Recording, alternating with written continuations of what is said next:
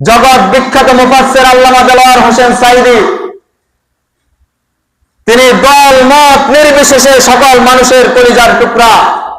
এমন কোন পরিবার পাওয়া যাবে না যে পরিবারের, যে বংশের কেউ না কেউ আল্লামা সাঈদীকে ভালোবাসে না, এরকম কোন লোক পাওয়া যাবে না। প্রত্যেক পরিবারে কেউ না কেউ আছে আল্লামা সাঈদীকে মন থেকে প্রাণ থেকে ভালোবাসে।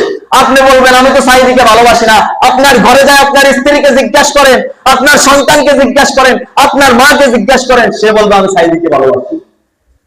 আল্লামা দেলোয়ার হোসেন সাঈদী, যার ওয়াজ শুনে শুনে এই বাংলাদেশের মানুষ উলামায়ে কেরাম তাফসীর শিখেছে, হাজারো আলেম যে মানুষটার তাফসীর শুনে শুনে তাফসীর শিখেছে, কিভাবে তাফসীর করতে হয়, আমরা যার ওয়াজ শুনে শুনে আজকে কথা বলছি, সে আল্লামা দেলোয়ার হোসেন সাঈদী, যিনি জীবনের 50টা বছর কোরআনের তাফসীর করেছেন, যিনি তার জীবনের শেষ মুহূর্তের 13টি বছর জালিমের কারাগারে থেকে জেল কেটে সর্বশেষ শহীদ হয়েছেন, সে আল্লামা দেলোয়ার হোসেন সাঈদী দল মত নির্বিশেষে পুরা বিশ্বের কোটি কোটি মানুষের হৃদয়ের স্পন্দন হয়েছিলেন। সম্মানিত প্রিয় হাজিরিন, যার মৃত্যুর পরে পৃথিবীর বহু রাষ্ট্রে তার গায়বানা জানাজা হয়েছিল, সেই আল্লামা দেলোয়ার হোসেন সাঈদীর কে আমরা দেখলাম ঢাকার সেই রাজপথে তার ছবি টানিয়ে আজকে সমাবেশ করে আমরা দেখেছি। তার গালের মধ্যে দাড়ি টুপিওয়ালা ছবির মধ্যে লাথি দেওয়া হচ্ছে, তার গালের মধ্যে, তার দাড়ির মধ্যে, টুপির মধ্যে, আজকে তার মুখের মধ্যে আমরা দেখছি আজকে জুতা দিয়ে বাইরানো হচ্ছে। তিনি তো আল উলামা ওয়ারাসাতুল আম্বিয়া, নবীর ওয়ারিস। যে মানুষটা জীবনের 50 বছর কোরআনের দাওয়াত দিল, যে মানুষটা কোরআনের কথা বলার জন্য, হক পথে থাকার জন্য, যে মানুষটা জীবনের 13টি বছর কারাগারে ছিল, কারাগারের মধ্যে যে মানুষটা সর্বশেষ শহীদ হতে হয়েছে, সেই মানুষটাকে আজকে জুতা দিয়ে তার ছবিতে বাইরানো হচ্ছে। অতএব যারা এই কাজগুলা করে তারা হচ্ছে ওই ওয়ালিদ বিন মুগীরার উত্তরসূরি, যাদের ব্যাপারে আল্লাহ বলেছেন উতুল্লিম বাদা যালিকা জানিম, তারা হচ্ছে পিতৃ পরিচয়হীন জারর সন্তান। ঠিক কিনা? সম্মানিত প্রিয় হাজিরিন, আওয়ামী লীগের সময় বহু ভাইকে দেখেছি যারা আল্লামা সাঈদীকে ভালোবাসতেন, আল্লামা সাঈদীর জন্য আফসোস করতেন। তারা বলতেন যে আসলে আওয়ামী লীগ করে ঠিক আছে, কিন্তু আসলে সাঈদীকে আটকাইছে, এটা আমরা পছন্দ করি না। এরকম বহু মানুষকে আমি দেখেছি। আর বিএনপির মানুষগুলাকে তো কাঁদতে দেখেছি আল্লামা সাঈদীর জন্য।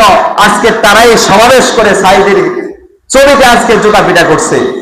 যে কথাটি বলতেছিলাম, আল্লামা সাঈদী এ বাংলাদেশের একটা সম্পদ ছিলেন না। শুধু আল্লামা সাঈদী শুধু কোন একটা নির্দিষ্ট দলের সম্পদ ছিলেন না, আল্লামা সাঈদী ছিলেন এই পৃথিবীর মুসলিম উম্মার জন্য আল্লাহর পক্ষ থেকে অনেক বড় এক নেয়ামত ছিলেন। যদি তা না হইতে পৃথিবীর বিভিন্ন রাষ্ট্রে তার গায়বানা জানাজা হতো না। যে মানুষটা কাবার ভিতরে প্রবেশ করার সেই অনুমতি পেয়েছিলেন, যে মানুষটা তার জীবনের বহু বছর তিনি মদিনায় রমজান মাসে ইতিকাফের মাধ্যমে কাটিয়েছেন, সেই মানুষটাকে বাংলার এই কপাল পোড়া জাতি চিনল না।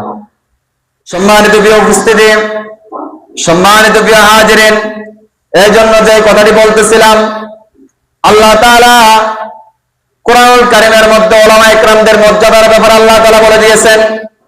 আল্লাহ তাআলা বলেছেন কুল হাল ইয়াস্তাউিল্লাযীনা ইয়ালামুনা ওয়াল্লাযীনা লা ইয়ালামুন, যারা এই কোরআনের জ্ঞান জানে, যারা হাদিসের জ্ঞান জানে, আল্লাহ তাআলা বলেন তারা আর যারা জানে না তারা কখনো সমান হতে পারে না। কার কথা? আল্লাহ বলেন যারা এই কোরআন জানে, হাদিস জানে, তারা আর ওরা কখনো সমান হতে পারে না।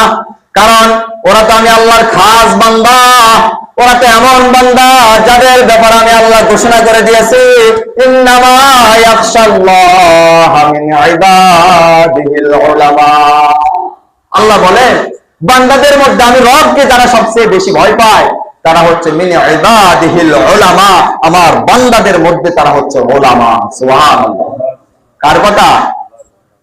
যাচাই বাছাই করে দেখেন না, এখনো সবচেয়ে বেশি নামাজ যারা পড়ছে, এখন আল্লাহর কাছে যারা বেশি কান্নাকাটি করছে, এখন এই বাংলাদেশে যারা আল্লাহর পায় কুদরতি ভাই যারা বেশি সিজদা দিচ্ছে, বেশি ইবাদত করছে, আল্লাহকে যারা বেশি ভয় পেয়ে চলছে, তারা হচ্ছে উলামা, তারাই হচ্ছে আলেম।